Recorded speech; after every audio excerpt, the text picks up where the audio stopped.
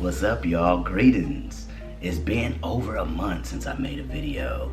That's because I'm in Northern California and we had some wildfires and evacuations and our power was cut off. Then on top of that, got really busy at work. But during that outage, I got a lot of reading done. It's amazing how much reading you can get done when you don't have no power. It was super dark and all I could see is this Kindle glowing like, read me. So I did a lot of reading on the Kindle, especially at night. Let's get into it. First book I chose was There. The reason I chose this is because it was on every list. And also it was based around Oakland.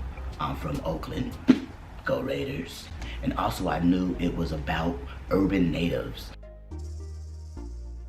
I thought it was an okay book. I've been on these same streets and I went to Raiders games at the Coliseum. Visually, I was there. The one character that stood out to me was Tom, simply because I've never really heard a point of view from someone who has the drone, as he called it. It's a POV that isn't shared enough.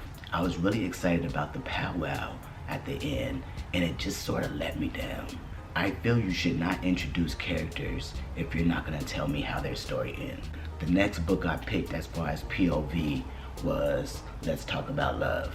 I picked this book up because it's another point of view that I was unfamiliar with. I knew nothing about asexuality and I like to know what's going on under the rainbow. And plus, with her on the cover, I'm like, man, look at all that chocolate and just poof. It was a sweet love story that I'm sure a lot of young women would appreciate or could relate to. I love the understanding nature of Takumi. He was just an awesome character. I cannot say I love this book, but I could say I appreciated it. They gave me what I wanted. What I wanted was some type of education, some type of knowledge of asexuality. Of course, I know there's a big spectrum and, you know, this is just one little part of it, but it made me interested enough to want to go and research more, which is the whole point of reading a different point of view for me. All right, so next I got into some biographies, some memoirs. The first one that I picked up was Hurricanes by Rick Ross. The reason that I picked this book is because I dig his music, I dig his hustle, and I wanted to get some inside information that we didn't previously know about him. And so I decided to get the book from the library. Y'all remember VH1's Fabulous Life of, and then it's like some celebrity and they let us know a little bit about their life. Y'all might be too young. But yeah, that's what this book was like for me.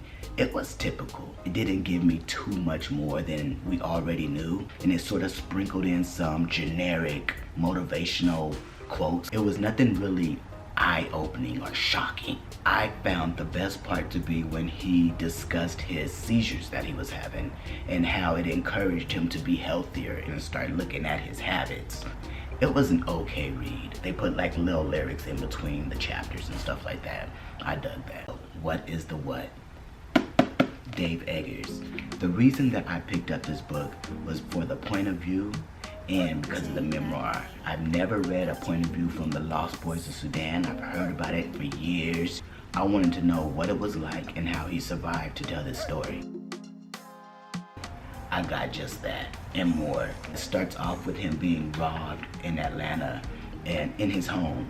So he starts reminiscing and telling the stories from there. I enjoyed all the stories. He was funny. I love the detail of the stories. I loved hearing about his favorite days, his worst days. And then after I finished this book, I researched it. I saw that he had went back to Sudan and built a school and everything. I'm just like, amazing. I love books that I can follow up on and see that they didn't just stop and they went back and they actually helped their people, and that's just dope. All right, next I got into some novels. Queenie. The reason I picked this, I saw it on Goodreads a lot and here on YouTube. I never really knew what it was about though. And you know what I mean, Queenie, I thought like she was representing the queens, the black queens. And plus it said it was a mix of Americana and something else, Jones or something. I had never read that, so all I had to go on was Americana, which I loved. I did not dig this book at all, and I'm super happy that I got it from the library because I can take it back. When it comes to books about black women, I rate them based on if I would recommend this to my little sisters. You have to read this book, something that's gonna help her or give her some kind of insight that I feel that she needs. this was not it. I really don't even know how to explain this book, but she irritated my soul. And her representation of a big black woman was horrible. Every once in a while, some awokeness is sprinkled throughout the story, and then it just goes right back to her being desperate. And at first, I liked how her friend was always giving her good advice.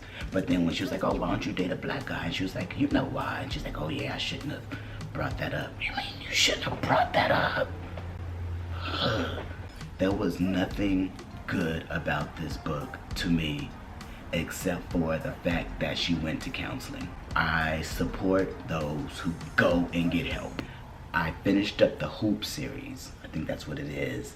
When I read the first book, I told you guys I wasn't expecting it, and it was shocking and it was great.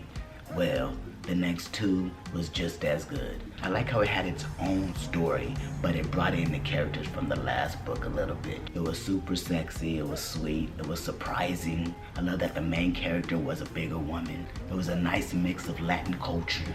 And I knew it was a good book, because if I read the epilogue, you know I'm really into it. So I went into the next book, which is Hookshot. It was more emotional than the previous one though. It had a lot more sensitive subjects. It talked a lot about suicide, mental health, verbal abuse, emotional abuse. It was deep. The whole therapy session was amazing and helped me examine myself while I was reading it. I would definitely recommend that series if you don't mind a little nastiness and a little freakiness and then getting into some serious subjects. So, Hoop series. After reading the Hoop series, it came up with a suggested title, Unforgiven by Ruth Clampett. It was a similar book, so that's why I went ahead and read it. It was kind of similar, except for it was about two guys. And it was a really good book. It had that same little sexiness and sweetness. The only difference is the story in Unforgiven was a little cheesy, but it was still a good story. Another quick Amazon read that I read was Evidence of the Affair. The reason that I picked it, it was a short story, is on my Kindle and my power was off. From the first page, I was hooked. It reminded me of The Notebook or some Diane Keaton type movie. It starts off with a woman writing someone else's husband, letting him know that her husband's been writing his wife. So she had evidence of the affair and she was letting him know. And so they start writing each other back and forth and they start getting more involved in each other. And it's a nice short story. I'm telling you right now without giving it away. Nice twist at the end. Dope. I read a lot more books, don't have time to get to them all. But I did read Their Eyes Were Watching God by Zora Neale Hurston and it was amazing. I'm currently reading Underground Railroad and Stand From the Beginning. So, yeah. I've been trying, man. That was my random wrap up / everything. Alright, y'all. Till next time, y'all be easy.